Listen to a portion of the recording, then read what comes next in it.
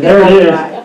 There's Ann, everybody. So her bio is up here on the screen, and now we're going to continue with some pictures of her that she sent me. Talks a little bit about her, and I'll give the floor to her. And Ann, you got 20 minutes. I'll wave at you when you get close. All right. Yeah. Thank you. Welcome, Ann. It's such a pleasure to be here with all of you tonight. And people often ask me, what is the secret to raising kids? Well, there really is no secret. And, when I called my daughters today to say, hey, kids, I've got a really special speaking engagement tonight. I'm the parenting expert. Well, my daughters, they were busy. They couldn't pick up the phone. They were in psychotherapy sessions. So, so there is no expert, right? Our kids make us into great parents because of the life experiences that we get to have with them.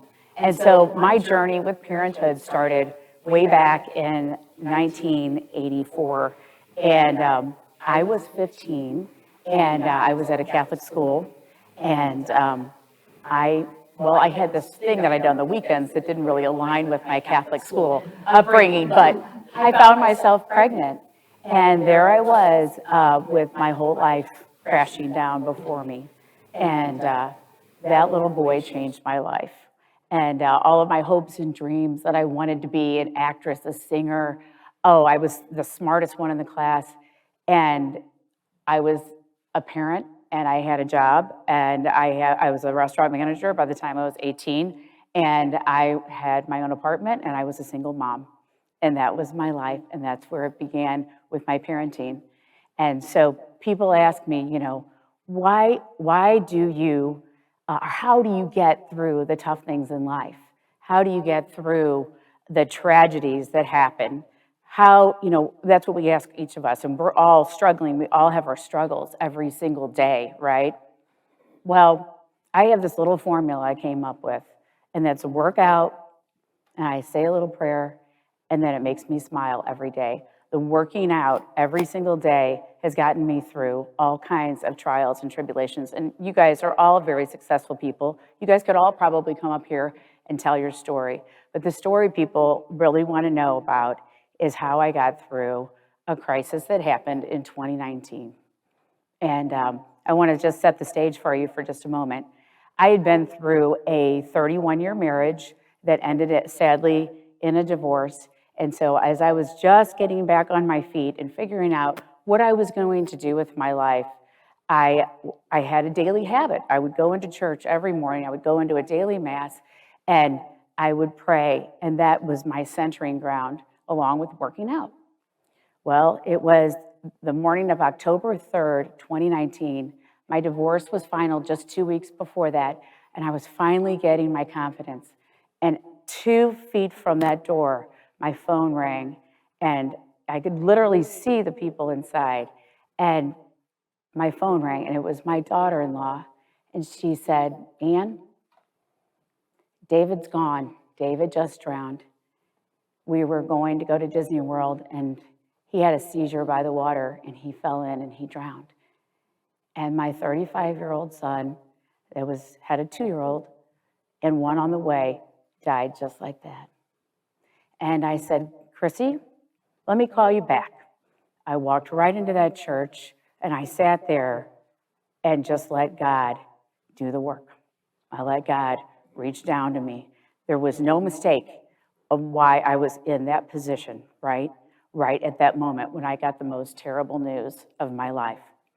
And I sat there, and after the ceremony was over, after the mass was over, my daughter was at church, and she was there with her little baby.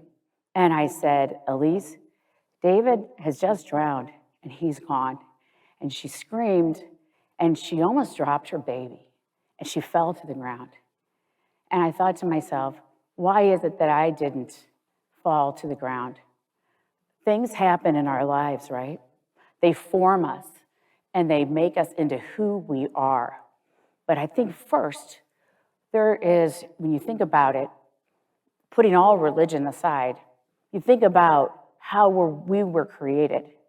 And you think about, and I was once in a room just like you were, and I was on a retreat, and there was a wise old man that told us, think about your creator, God, the universe, whatever way you want to think about it. Think about how he one day had an inspiration and he took out a piece of his heart and he started molding it like Play-Doh with our kids, right? And he took out these wonderful characteristics that he thought of just for you and this unique personality that only you have and that incredible energy that is only yours.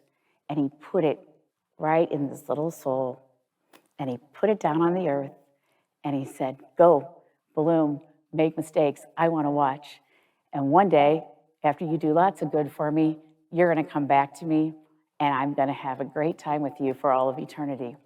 And when you think about it, that's who we are. That's who each one of us is, right? We're all individually created, absolutely unique, going through this world, interacting with each other, and we all together here are souls that were put together tonight for a reason. To build each other up, to do good, to share faith, and to have a wonderful night of building each other up.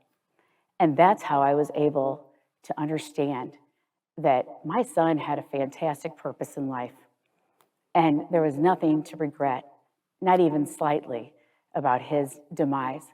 He showed so many people how to have a great life. He was a United States Navy veteran. He had served almost 10 years in the United States Navy and then became a charter fisherman in the Florida Keys. The week that he died, he had filmed 2 shows about fishing that were fantastic.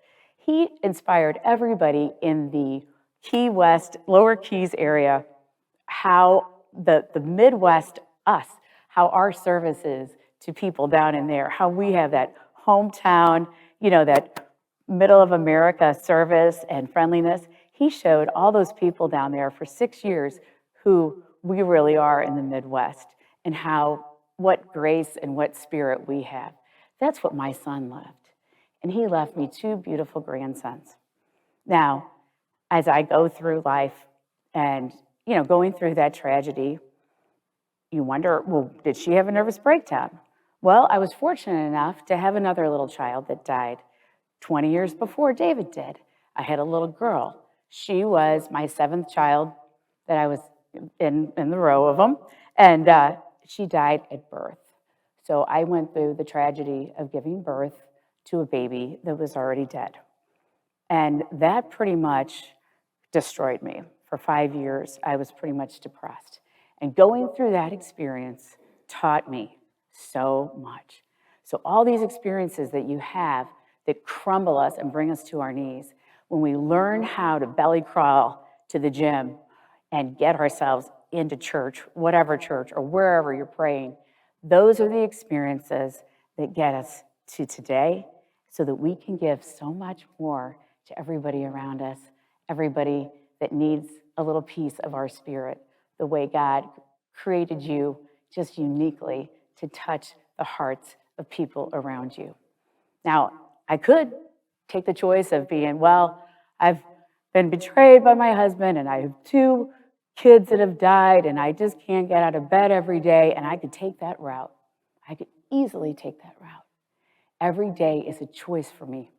Do I get up and do I fight it out and go and just get there? And I know if I get to my workout, I'm all right. My brain will click.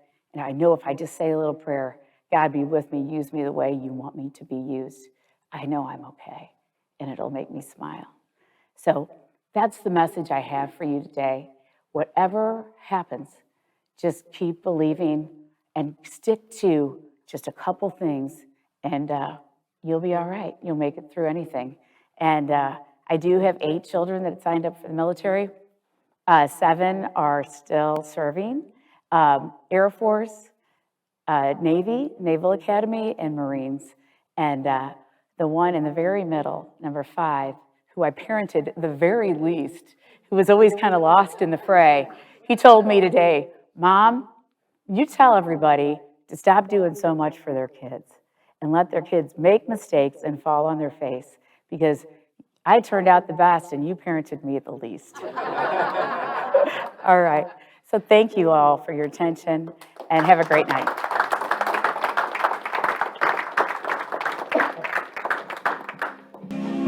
So I thought the song for Ann that was appropriate was Safe and Sound. Isn't that kind of cool?